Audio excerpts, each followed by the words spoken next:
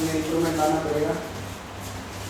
तो मैं थोड़ा सा मेडिटेटिव धार्मिक टाइप का व्यक्ति हूँ, जैसे पार्क में जाता है, मेडिटेशन योगा ये सब करते हैं। और इसी कारण और मेरे घर के पास में जैसे पार्क है, वहाँ पे जाते हैं मॉर्निंग के लिए। तो वहीं पे एक डीप थॉट चल रहा था कि क्या चीज़ है जो मुझे नहीं मालूम है इस हिसाब से। तो वहाँ पर एक साइंस की इक्वेशन थी, वो मेरे माइंड में हुई। और वो इक्वेशन क्या है?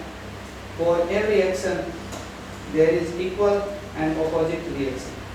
अब मैं तो कॉमर्स का स्टूडेंट हूँ, ठीक है, मेरा साइंस से ज़्यादा लेना देना भी नहीं था। न्यूटन का थर्ड लॉ है। न्यूटन का थर्ड लॉ मैंने बाद में सर्च किया इसको कि ये लाइन क्यों आई है मेरे माइंड में। मैंने कहीं यूट्यूब पे नहीं देखा, नहीं तो गूगल पे देखा, बस मेरे माइंड में आया।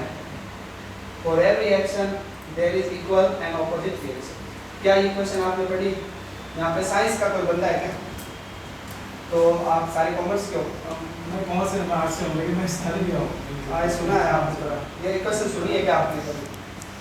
आपने ये क्वेश्चन सुनिए, हिंदी में सुनिए। आप हिंदी मीडियम से इंग्लिश मीडियम से? हिंदी मीडियम से, ठीक है, अभी समझाएंगे तो बाद में मैंने सर्च किया तो चला ये न्यूटन का थर्ड लॉ है।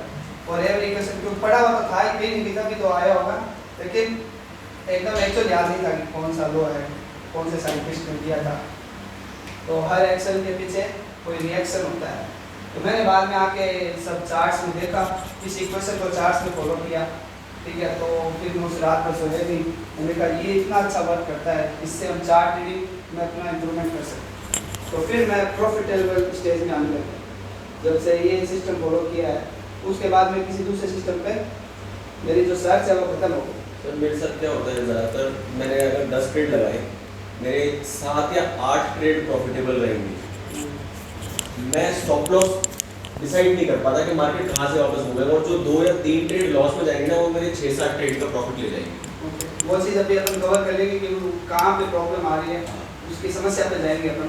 मैंने मूविंग एवरेज और जो RSI, स्टॉक, इन सब पे भी पहले काम करके देखा, लेकिन अब जो फाइनली मुझे रियलाइज हुआ कि सपोर्ट रेजिस्टेंस अच्छा काम करता है मार्केट में, और उसके हिसाब से जो मैं 7-8 ट्रेड मेरे प्रॉफिटेबल निकाल लेता हूँ, लेकिन मार्केट कहाँ तक आके वापस घूमेगा वो मेरे को आइडेंटिफाई नहीं हो पाता। ओवरऑल प्रॉफिटेबल नहीं रह पाते, लेकिन ऐसे आप उस स्टेज पर हो उनका। हाँ, कि मैं मतलब 10 में से 6-7 ट्रेड प्रॉफिट में निकालूंगा, लेकिन जो बस इतना ही एक्यूरेसी चाहिए अपने को। लेकिन जो 2-3 ट्रेड मेरे लॉस में जाएंगे ना, वो मेरे 6-7 ट्रेड का प्रॉफिट खा जाएंगे। 10 में से 10 ट्रेड अपने को चाहिए। मेरा एक्यूरेसी भी यही है, 10 से 7। मैं चाह रहा हूँ जो मतलब मुझे ये पता चल जाए कि मार्केट कहाँ से वापस होगा, मेरे को कहाँ पे एग्जिट हो रहा है अपने प्रॉफिट से। तो वो हम चार्ट रीडिंग पे पूरा फोकस करेंगे। आप चार्ट रीडिंग को एकदम इंप्रूव करेंगे। तो कहानी कहाँ पे चल रही थी? न्यूटन का थर्ड लॉ। तो फिर मैं घर आके चेक किया, और इस सिस्टम ये वर्क कर रहा था, बाद में पता चला इस टाइप की कैंडल्स भी होती है, ठीक है। और उस नाइट में सोया नहीं, पूरा रिसर्च करा था किस तरह से इसको अपन शेयर मार्केट में अप्लाई कर सकते हैं। तो ट्रेंड लाइंस वगैरह पे काम करना कैसा है? देखो अभी मैं आपको चार्ट सिखा रहा हूँ, हर चीज़ वर्क करती है, ठीक है, लेकिन प्रॉपर उसका कॉम्बिनेशन लेना पड़ेगा।